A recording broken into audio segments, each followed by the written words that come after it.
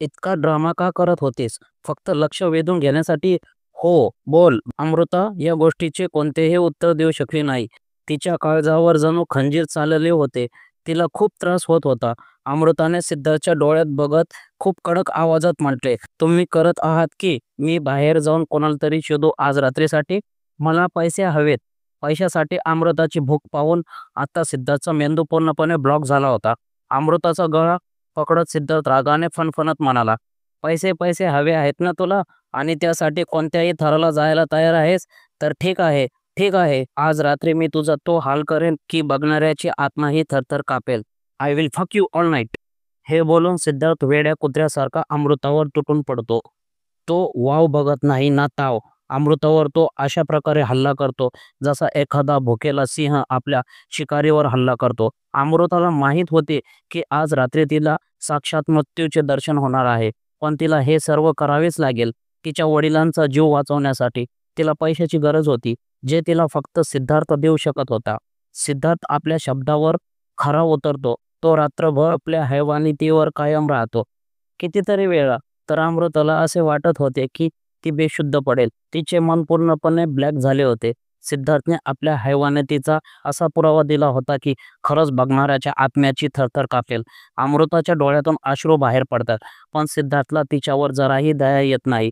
तो इतका वेडा होतो की तो स्वतःवर नियंत्रण ठेवू शकत नाही.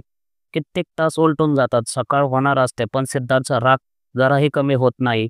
अमृताही त्याला थांबवत नाही, कारण सिद्धार्थला हे सर्व करण्यासाठी तिनेच तर त्याला या थरापर्यंत चितवले होते की तो आता जनावर बनला होता.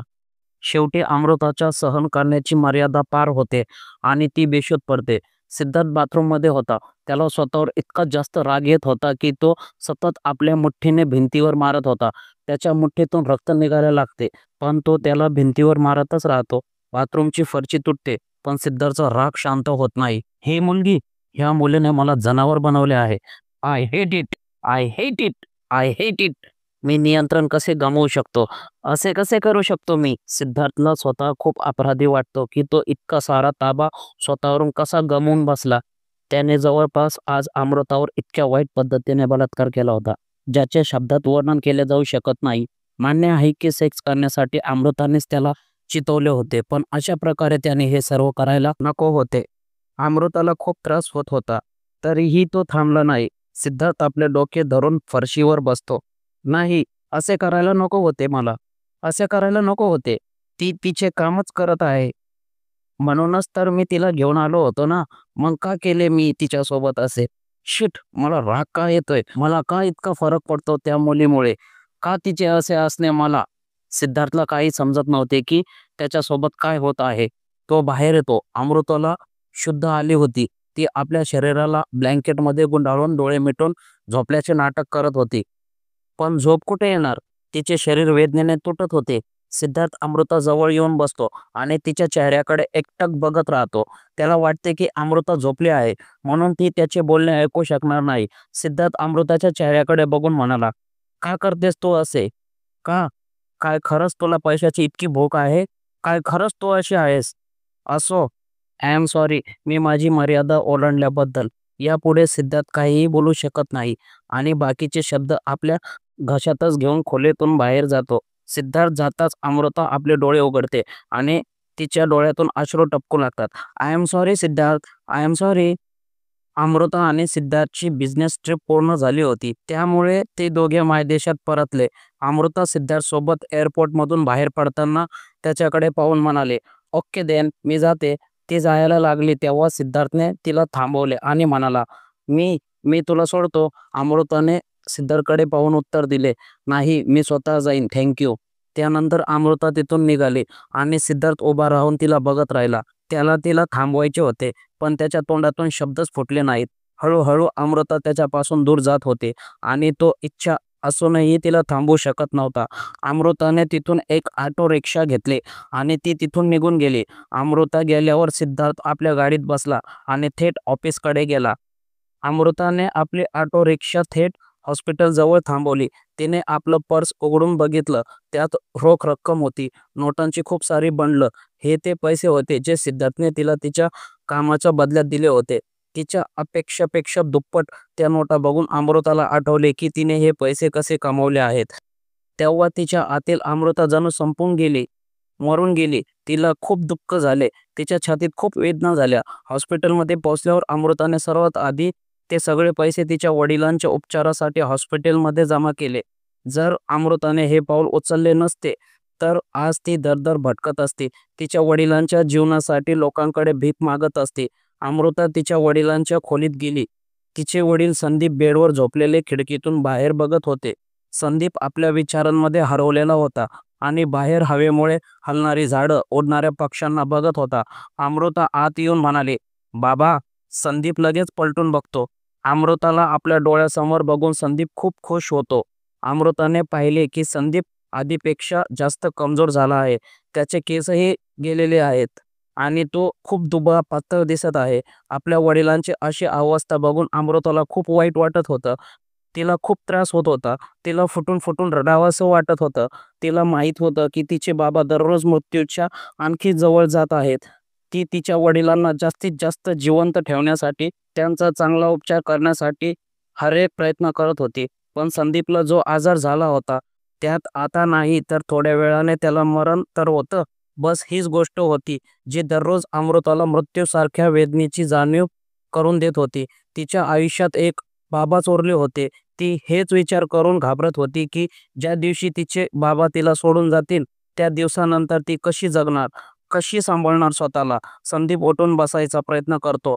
अमृता पटकन धावत आपल्या वडिलांच्या जवळ येते आणि त्यांना व्यवस्थित उठून बसवते. "बाबा, सांभाळून."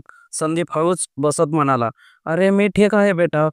तुझी बिझनेस ट्रिप कशी राहिली? सगळं काही व्यवस्थित तर झालं ना?" अमृता हसून बाजूच्या खुर्चीवर बसत म्हणाली, "हो बाबा, सगळं काही खूप चांगलं होतं. थोड्या दिवसांनी माझ्या सॅलरीत वाढ पण होईल. तुमचा उपचार इथे खूप चांगल्या प्रकारे होईल बाबा. टेन्शन घेण्याची काही गरज नाही." अमृताचं बोलणं ऐकून संदीप एका दुःखी हास्यासोबत म्हणाला, "कोणाला सांत्वन देत आहेस? मी तुला जन्म दिला आहे. तू मला नाही. मला माहीत आहे की मला झालेला आजार आज नाही तर उद्या माझा जीव घेऊनच राहणार. मी तर या गोष्टीमुळे आश्चर्यचकित आहे की तू माझ्यावर इतके पैसे का खर्च करत आहेस? या पैशातून तू तुझं नवीन आयुष्य सुरू करू शकतेस बेटा. आज नाही तर उद्या माझं आयुष्य तर संपणारच आहे. तू तर कमीत कमी आपलं आयुष्य बनव. या पैशाला स्वतःसाठी वाचून ठेव, ना की फालतू माझ्यासाठी हॉस्पिटलमध्ये पाण्यासारखे वाहून टाकू नको." आपल्या वडिलांचं बोलणं ऐकून अमृता त्यांचा हात पकडत म्हणाली, "बाबा, तुम्ही हे काय बोलत आहात? जर माझ्या जागी तुमचा एखादा मुलगा असता, तर त्यालाही तुम्ही हेच बोलला असता का? मान्य आहे की मी मुलगी आहे, पण मी स्वतःला सांभाळू शकते आणि जिथे तुमच्या उपचाराची गोष्ट आहे, त्यासाठी मला काहीही करावं लागलं तरी मी तुमचा उत्तम उपचार करेन आणि इतक्या सहजपणे तुम्हाला माझ्यापासून पेच्या सोडू देणार नाही. तुम्हाला बरं व्हायचं आहे बाबा. तुम्हाला बरं व्हावं लागेल." अमृताच्या डोळ्यात एक अनोखी वेदना झळकते. संदीप अमृताच्या हातावर आपला हात ठेवत म्हणाला, "आय एम सॉरी बेटा. मी एक चांगला बाप असायचं कर्तव्य निभावू शकलो नाही. जी काळजी, जी सुरक्षा मला तुला द्यायची हवी होती, तुझ्यासाठी एक सुंदर आयुष्य घडवायला हवं होतं, तुझं चांगल्या घरी लग्न करायला हवं होतं, ते सगळं माझं कर्तव्य होते, जे मी पूर्ण करू शकलो नाही. या निर्दयी आजाराला पण आत्ताच यायचं होतं, जेव्हा माझी मुलगी जवान होत होती, जेव्हा तिचं घर बसवण्याची वेळ आली होती. एक तर माहीत नाही देवाला आमच्याकडून काय हवं आहे. माझ्या फुलासारख्या मुलीच्या आयुष्यात इतके दुःख लिहिले. आधी ते लग्न, मग तो तलाक आणि आता माझा हा आजार. मला माफ कर बेटा, प्लीज मला माफ कर." अमृता आपल्या वडिलांना मिठी मारत म्हणाली, "बाबा, प्लीज गप्प व्हा. तुम्ही हे सगळं का बोलत आहात? मला हे सगळं ऐकायचं नाही. एकदा तुम्ही व्यवस्थित बरे व्हा. त्यानंतर आरामात माझ्यासाठी एखादा चांगला मुलगा शोधून माझं लग्न लावून द्या. मला काही प्रॉब्लेम नाही. पण आधी तुम्ही ठीक व्हा बाबा. हे सगळं मी फक्त तुमच्यासाठी करत आहे. फक्त तुमचा जीव वाचवण्यासाठी. तुमच्याशिवाय माझं या जगात कोणी नाही. मला तुम्हाला गमवायचं नाही." हे बोलता बोलता अमृताच्या डोळ्यात अश्रू येतात आणि संदीपचेही डोळे पाणावतात. सिद्धार्थ आपली घडी तपासतो. रात्रीचे साधारण 9 वाजले होते, पण अजूनही अमृता बंगल्यावर पोहोचली नव्हती. सिद्धार्थ अस्वस्थ होऊन इकडे-तिकडे फिरत होता. त्याला समजत नव्हतं की इतका उशीर झाला आणि अमृता अजून का आली नाही. सिद्धार्थ वारंवार आपल्या बाल्कनीतून बंगल्याच्या दरवाजाकडे बघत आणि आपल्या घड्याळात वेळ बघत बडबडला, आज पूर्ण 1 तास उशीर आहे. 8 वाजेपर्यंत यायची. 9 वाजले, अजून का आली नाही? सिद्धार्थला खूप अजीब वाटतं. त्याला खूप अस्वस्थता जाणवते. काही दिवसात त्याला अमृताची बरीच सवय लागली होती. तिचं न येणं त्याला खूप बेचैन करत आहे. कोठे तिनं आपला इरादा बदलला तर नाही? कुठे ती आज नंतर नाही, थोडी वाट पाहतो. होऊ शकतं कुठेतरी ट्रॅफिकमध्ये अडकली असेल. काय मी फोन करून विचारायला हवं? नाही, नाही, नाही. मी फोन करणार नाही. नाहीतर काय विचारेल ती माझ्याबद्दल, की मी तिच्यासाठी इतका जास्त वेडा होत आहे, की ती 1 तास उशीर झाली आणि मी वेडा झालो? बिलकुल नाही. ती येईल जेव्हा तिला यायचं असेल. सिद्धार्थ आपल्या रूममधून बाहेर निघून जिन्यावर हॉलमध्ये येतो. तो आपल्या पोटावर हात ठेवून म्हणाला, "भूक लागली आहे, काहीतरी बनवतो." तो किचनमध्ये जाऊन स्वयंपाक करायला लागतो. तो काही भाज्या कापतो, त्यांचे छोटे-छोटे तुकडे करतो. आता हे पीठ कुठे ठेवले आहे? सिद्धार्थ इकडे-तिकडे बघतो. मी काही दिवसापासून किचनमध्ये एंट्री काय केली नाही. त्या मुलीने सगळ्या गोष्टी इकडे-तिकडे ठेवल्या आहेत. आता मला कोणतीही वस्तू जागेवर मिळत नाहीये. हे पीठ कुठे ठेवलं तिने? सिद्धार्थ इकडे-तिकडे नजर टाकतो. तेव्हा त्याला एक मोठं कंटेनर दिसतं, जे वरच्या बाजूला ठेवलं होतं. "हे बघा, कुठं ठेवलं आहे?" सिद्धार्थ त्या कंटेनरजवळ जातो आणि ते कंटेनर उतरवायला लागतो. तो पूर्ण लक्ष देऊन कंटेनर उतरवत होता, की तेवढ्यात दाराची बेल वाजते. तो एकदम दरवाजाकडे बघतो आणि कंटेनर त्याच्या हातातून पडून जातं. अमृता दरवाजाबाहेर उभी होती. ती आपल्या घडीत वारंवार वेळ बघत होती. "ओह गॉड! पूर्ण 1 तास उशीर झाला आहे. माहीत नाही त्या हिटलरचं डोकं किती गरम झालं असेल." ती एकदा तुला पुन्हा बेल वाजवताना विचार करते, हा दरवाजा का नाही उघडत? तेव्हा अचानक दरवाजा उघडतो आणि अमृता आपल्या डोळ्यासमोर काहीतरी असं बघते, की तिची किंकाळी निघते. भूत, भूत! ती बघते की तिच्यासमोर एक माणूस उभा आहे, जो पूर्ण पांढऱ्या पिठात न्हालेला आहे. तो सिद्धार्थ होता. पीठ त्याच्यावर पडलं होतं आणि तो वरपासून खालपर्यंत पूर्ण पिठात पांढरा झाला होता.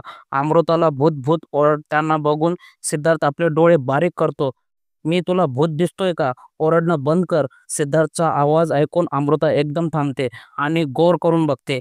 "काय हा तू आहेस? हे काय हाल बनवले आहेस तू?"